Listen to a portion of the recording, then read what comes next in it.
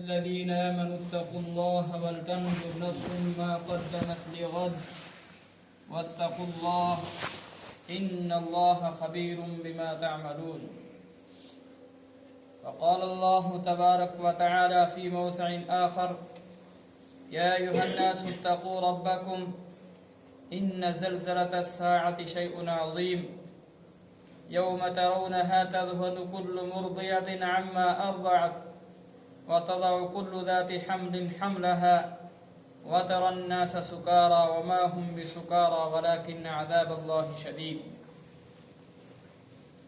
قال النبي صلى الله عليه وسلم: حاسبوا قبل أن تحاسبوا موتوا قبل أن تموتوا. صدق الله العظيم وصدق مولاه الرسول النبی الکریم. معزز سامعین، پروردگار عالم کا بڑا کرم اور احسان ہے کہ جس اللہ رب العزت نے ہم سب کو اپنی دنیاوی تمام مشغولیات سے نکال کر، دنیاوی کاموں سے نکال کر اپنے گھر کے اندر جمع ہونے کی توفیق عطا فرمائی. یہ اللہ تبارک و تعالیٰ کا احسان ہے اور اس کا کرم ہے کہ اس نے ہمیں اپنے گھر کے اندر آنے کی توفیق عطا فرمائی. ورنہ نہ جانے کتنے ہمارے ساتھی، دوست اور احباب ایسے ہیں کہ جن کو اللہ تبارک و تعالیٰ نے اپنے گھر کے اندر آنا پسند نہیں کیا. یہ ہمارا اور آپ کا کمال نہیں ہے کہ ہم اور آپ اٹھ کر مسجد کے اندر آ گئے. یہ تو اللہ تبارک و تعالیٰ کی مہربانی اور اس کا کرم ہے. اللہ تبارک و تعالیٰ جسے اپنے دین کے لیے پسند کرتا ہے اس کو ہی اپنے گھر کے اندر آنے کی توفیق عطا فرماتا ہے، اور جس کو اپنے دین کے لیے پسند نہیں کرتا اس کو اپنے سامنے کھڑا ہونا بھی پسند نہیں کرتا ہے. بہت سارے ہمارے ساتھی اور دوست یہ سوچتے ہیں کہ ہم نماز نہیں پڑھتے، یہ ہمارا کمال ہے. ہمیں صبح جلدی نہیں اٹھتے ہیں، یہ کوئی ہمارا کمال ہے. اور 12 بجے اٹھ کر، 9 بجے اٹھ کر ہم ایک دوسرے کے سامنے کہتے ہیں بڑی نیند آئی اور بڑی مزے سے نیند سے سوتا رہا. حالانکہ یہ بات نہیں ہے. بات اصل میں یہ ہے کہ اللہ تبارک و تعالی ان کے کھڑے ہونے کو پسند ہی نہیں کرتا ہے. اللہ تبارک و تعالی یہ چاہتا ہی نہیں ہے کہ یہ بندہ میرے سامنے کھڑا ہو جائے. ورنہ جس کو اللہ تبارک و تعالی ایک بار چاہے کہ یہ بندہ میرے سامنے کھڑا ہو جائے تو اس کو رات کو نیند بھی نہیں آتی ہے. اللہ تبارک و تعالی کی طرف اس کا میلان ایسا ہو جاتا ہے کہ وہ رات کو سوتا بھی نہیں ہے. اور کیوں نہیں سوتا ہے؟ وہ بھی اس بندے کا کمال نہیں ہے کہ وہ سوتا نہیں ہے، بلکہ اس لیے نہیں سوتا ہے کہ اللہ تبارک و تعالیٰ اس کے کھڑے ہونے کو پسند کرتے ہیں، اس کے صبح جاگنے کو پسند کرتے ہیں، اس کے مسجد میں کھڑے ہونے کو پسند کرتے ہیں. اللہ تبارک و تعالیٰ اس کے سجدے کو پسند کرتے ہیں، اس کے قیام اور رکوع کو پسند کرتے ہیں. اس لیے اللہ تبارک و تعالیٰ اس کو صبح جلدی اٹھاتے ہیں. اللہ تبارک و تعالیٰ جلدی مسجد کے اندر لاتے ہیں. اللہ کو اس کے سجدوں سے پیار ہے، اس لیے اللہ تبارک و تعالیٰ اس کو توفیق دیتے ہیں، وہ مسجد کے اندر آتا ہے. اور جس کو اللہ تبارک و تعالیٰ نہیں چاہتا ہے اللہ اس کو صبح اٹھنے کی توفیق بھی نہیں دیتا ہے، اللہ اس کو مسجد کے اندر آنے کی توفیق بھی نہیں دیتا ہے. اور انسان مسجد سے دور رہ کر اپنے آپ کے اندر فخر محسوس کرتا ہے کہ میں مسجد سے دور رہتا ہوں، میں نماز نہیں پڑھتا ہوں.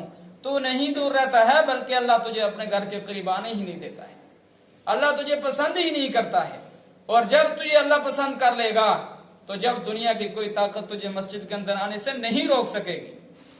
اللہ کے حبیب صلی اللہ علیہ وسلم نے ارشاد فرمایا ہے: من یرید اللہ بہ خیرا یفقہہ فی الدین. اللہ تبارک و تعالی جس انسان کے ساتھ بلائی کا، اچھائی کا معاملہ کرتے ہیں اس کو اپنے دین کی سمجھ عطا فرماتے ہیں. اس کو اللہ تبارک و تعالی اپنے دین کی سمجھ عطا فرماتے ہیں.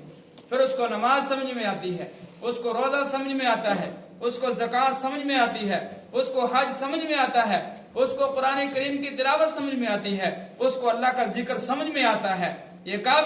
جب اللہ تبارک و تعالی کسی بندے کے ساتھ اچھائی کا معاملہ کرنا چاہتے ہیں. اور جب اللہ تبارک و تعالی کسی بندے سے پیار اور محبت کرتے ہیں तो अल्लाह तबारक व तआला फरिश्तों के अंदर ऐलान करते हैं कि मैं फलाने बंदे से मोहब्बत करता हूँ, तुम सारे के सारे फरिश्ते भी उस इंसान से मोहब्बत करने वाले बन जाओ। और फिर उस इंसान की मकबूलियत जमीन के अंदर छोड़ दी जाती है, जमीन वालों के अंदर छोड़ दी जाती है। जमीन वाले भी फिर उनसे मोहब्बत करने लगते हैं जिसके साथ अल्लाह तबारक व तआला मोहब्बत करते हैं। तो अल्लाह तबारक व तआला ने हमें और आपको ये जिंदगी दी है, इस जिंदगी देने का कोई ना कोई मकसद है। इसलिए नहीं जिंदगी दी कि हम इस दुनिया के अंदर आए और अपनी मनमानी जिंदगी गुजारें, जैसा चाहा वैसा किया और जो मर्जी चाहा वो किया, बस फिर खत्म हो गई। इसलिए अल्लाह ने हमें और आपको सारी कायनात को नहीं बनाया है। हर एक इंसान का छोटी से छोटी चीज का कोई ना कोई मकसद होता है। हम कोई काम करते हैं सुबह से लेकर शाम तक, तो उसका हमारा मकसद क्या है? मकसद है कि हमारे घर के अंदर कोई आमदनी आ जाए, हमारे घर के अंदर कोई पैसा आ जाए, हमारे घर के अंदर कोई काम हो जाए। इसलिए सुबह से लेकर शाम तक इंसान लगता है। क्या ये सारी की सारी कायनात जो अल्लाह तबारक व तआला ने पैदा की है, इसको ऐसे ही फजूल में पैदा कर दिया? क्या इसका कोई मकसद नहीं है? अयहसबुल इंसानु अन युतरका सुदा। अल्लाह तबारक व तआला फरमाते हैं, क्या इंसान ये समझता है कि इस इंसान को ऐसे ही फजूल छोड़ दिया गया है, ऐसे ही बेकार पैदा किया है? नहीं, दुनिया के अंदर आने का इंसान का कोई ना कोई मकसद है। और ये इंसान जब इस दुनिया के अंदर रहकर उस मकसद को हल करेगा तो आखिरत में जाकर इसको कोई परेशानी नहीं होगी, इसको कोई दिक्कत नहीं आएगी, बस खुशी और आराम के साथ रहेगा। लेकिन जो मकसद अल्लाह तबारक व तआला ने इंसान को इस दुनिया के अंदर रहकर करने के लिए दिया है, अगर उसके मुताबिक जिंदगी नहीं गुजारेगा, उस मकसद को हल करके नहीं जाएगा, तो दुनिया के अंदर भी खसारा होगा, आखिरत के अंदर भी खसारा होगा। अल्लाह ने किस लिए दुनिया हमें दी? ये जिंदगी हमें किस लिए दी? ये जिंदगी, ये दुनिया इंसान का इम्तिहान घर है। यहाँ पर जो होगा उसके बारे में अभी नहीं पूछा जाएगा। यहाँ पर तो सिर्फ अभी करने के लिए कहा गया है, करते जाओ करते जाओ करते जाओ। और फिर जब आंखें बंद हो जाएंगी उसके बाद इसका नतीजा पूछा जाएगा कि बताओ वहां पर क्या करके आए, जिंदगी दी थी क्या करके आए हैं, तुम्हें जवानी दी थी क्या करके आए हैं। हदीस है, अल्लाह के हबीब सल्लल्लाहु अलैहि वसल्लम ने इरशाद फरमाया, ला तज़ूलु क़दम इब्न आदम यौमल क़ियामति मिन इंदि रब्बी हत्ता युसअल अन खम्सिन, अन उमरिही फीमा फना व अन शबाबिही फीमा बला व अन मालिही मिन अयन इक्तसब व फीमा अनफ़क़ा व माज़ा अमिल फीमा अलिमा। अल्लाह के हबीब सल्लल्लाहु अलैहि वसल्लम का फरमान है कि सारी की सारी कायनात यहाँ पर जमा होगी और आखिरत का मंजर होगा। हर एक इंसान परेशान होगा अपने अमाल की वजह से, अपनी बुराइयों की वजह से, अपनी गलतियों की वजह से। हर इंसान ने जितनी गलती की होगी उस गलती के मुताबिक उतना ही परेशान होगा, उतना ही पसीने के अंदर डूबा हुआ होगा, हिसाबो किताब नहीं शुरू होगा, सारी की सारी दुनिया परेशान होगी। और अल्लाह के हबीब सल्लल्लाहु अलैहि वसल्लम ने फरमाया, चाहे दुनिया का कितना ही बड़ा इंसान क्यों नहीं होगा, ला तज़ूलु क़दम इब्न आदम यौमल क़ियामति मिन इंदि रब्बी, अल्लाह के सामने से हिल नहीं सकेगा, इधर उधर क़यामत के रोज नहीं जा सकेगा। लेकिन कब जाएगा? जब 5 सवालों के जवाब हो जाएंगे। अगर सवालों के जवाब सही निकले तो अल्लाह तबारक व तआला फरमाएंगे ले जाओ जन्नत के अंदर डाल दो, और अगर सवालों के जवाब सही नहीं निकले तो फरिश्तों का हुक्म होगा, युखज़ु बिन नवासी वल अक़दाम, इसको पेशानी के बालों से और पांव से घसीट कर जहन्नम के अंदर लेकर डाल दो। ला तज़ूलु क़दम इब्न आदम यौमल क़ियामति मिन इंदि रब्बी हत्ता युसअल अन खम्सिन, 5 सवालों का जवाब देगा, वहां से हिलना होगा। आज हमें अगर वो बच्चा कि जिसको स्कूल के अंदर जाना है, उसने इम्तिहान देना है, और उसको टीचर अगर सारे के सारे सवालों का जवाब बता दे, फिर भी वो तैयारी करके कामयाब ना हो, तो उससे ज्यादा बदबख्त कौन सा तालिब इल्म होगा। अल्लाह के हबीब सल्लल्लाहु अलैहि वसल्लम, सारी कायनात के सरदार अल्लाह के हबीब सल्लल्लाहु अलैहि वसल्लम ने हमें मरने के बाद क्या होने वाला है वो भी बता दिया, सवाल क्या होंगे वो भी बता दिया, और जवाब क्या देने हैं वो भी बता दिया। उसके बाद भी अगर हम और आप और सारी कायनात के इंसान उसकी तैयारी करके नहीं जाएंगे तो उससे बड़ा बदबख्त इंसान कोई नहीं होगा। अल्लाह के हबीब सल्लल्लाहु अलैहि वसल्लम ने फरमाया, अन उमरिही फीमा फना, सबसे पहले तेरी उम्र के बारे में पूछा जाएगा। बता, तुझे जिंदगी दी थी, तूने उसको कहां पर लगाया है, कहां पर खर्च किया है। بس اس کا پہلے ہی سوال کا جواب صحیح نکلا تو باقی چاروں کے چار سوال صحیح نکل جائیں گے، اور اگر یہ پہلے والے سوال کے اندر انسان اٹک گیا بس سمجھو کہ پھر انسان ختم ہو گیا۔ اپنی عمر کے بارے میں، اپنی زندگی کے بارے میں بتا دیا کہ تیری زندگی جو میں نے بتائی تھی، جو میرے حکم تھے، جو میرے نبیوں نے طریقے بتائے تھے، اور جس لیے میں نے تجھے دنیا کے اندر بھیجا تھا اس کے مطابق تو نے اس عمر کو لگایا ہے، اپنی ساری زندگی کو اس کے مطابق لگایا ہے یا اس کے خلاف لگایا ہے۔ اور اگر وہاں پر سوال یہ ہو گیا، جواب یہ ہوا کہ تیرے اللہ جو تو نے کہا اس کے مطابق کر کے آیا، جیسے تو نے کہا ویسے کر کے آیا، تو پھر تو کامیاب ہو جائے گا۔ لیکن اگر ایسا نہیں کیا ہے، جیسے اللہ نے بتایا میرے نبیوں کی بات کو مان کر آنا، میری کتاب کو مان کر آنا، جو میں نے حکم جاری کیے ہیں ان کو مان کر آنا، اگر ان کے مطابق زندگی گزاری نہیں ہوگی تو دنیا کے اندر تو خسارہ تھا ہی، اور آخرت کے اندر خسارہ ہوگا۔ اور اللہ تبارک و تعالی نے فرمایا وَلَعَذَابُ الْآخِرَةِ أَكْبَرُ، آخرت کا عذاب بڑا سخت ہوگا۔ یہ دنیا کا عذاب تو صرف چکھنے کے لیے ہے، یہ تو صرف دکھانے کے لیے ہے، یہ تو صرف محسوس کرنے کے لیے ہے۔ وَلَعَذَابُ الْآخِرَةِ أَشَقُّ، قرآن نے دوسری جگہ کہا ہے یہ آخرت کا عذاب بڑا سخت ہوگا اور اتنا مشقت والا عذاب ہوگا کہ انسان وہاں پر چھوٹنا چاہے گا پھر بھی اس عذاب سے چھوٹ نہیں سکے گا۔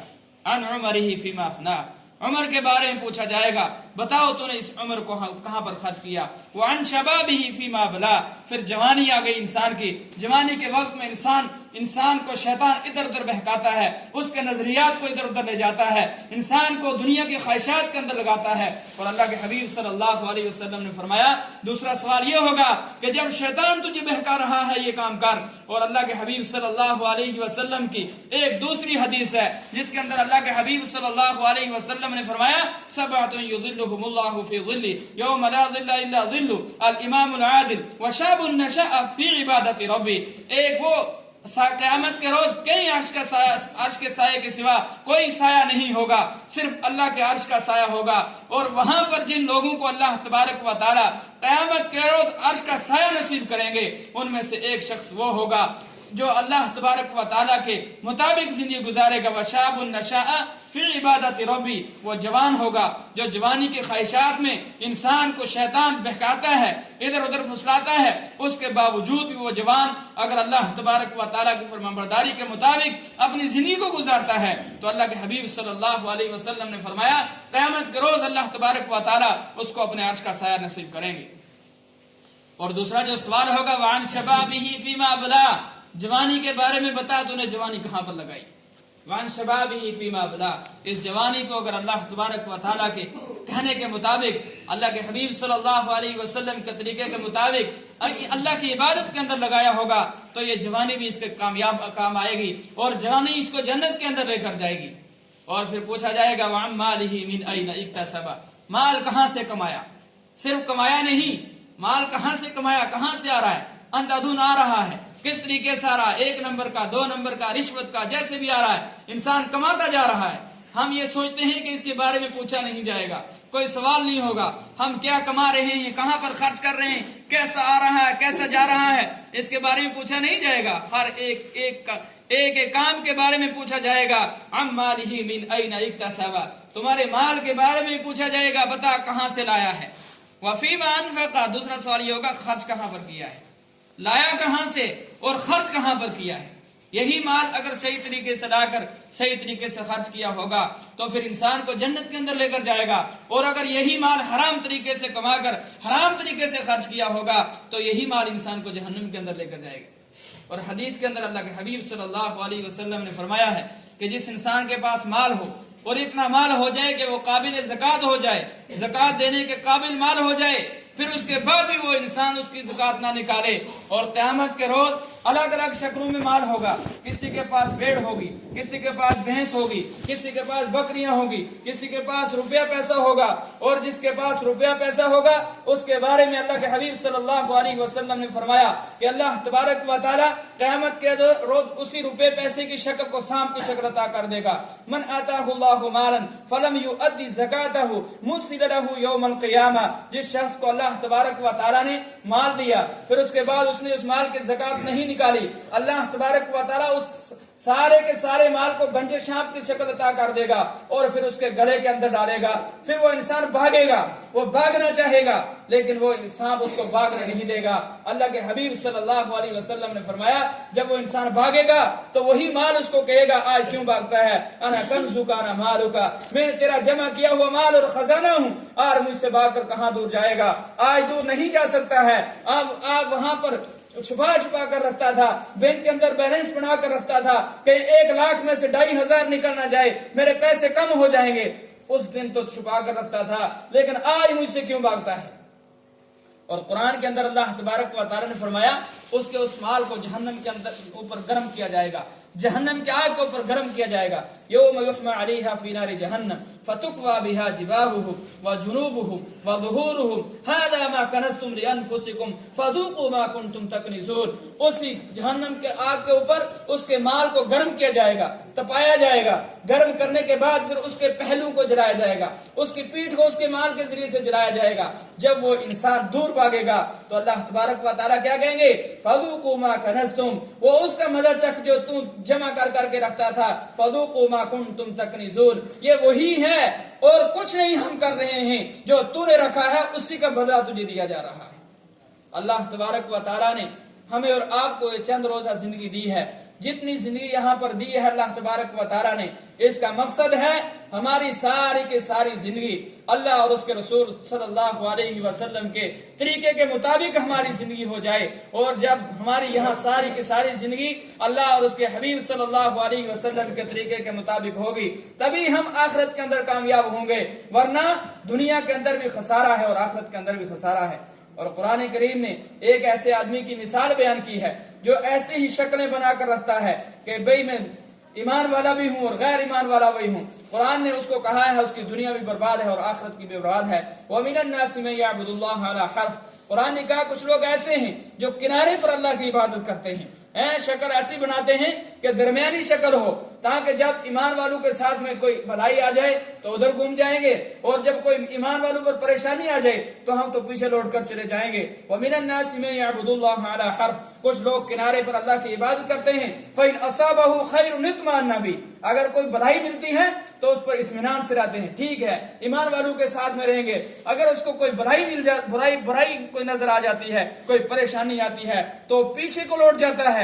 تو قرآن نے کیا کہا ایسے بندے کے بارے میں, خسرت دنیا والآخرہ, اس انسان نے اللہ کو دھوکہ نہیں دیا بلکہ اپنی دنیا بھی برباد کیا اور آخرت بھی برباد کی ہے.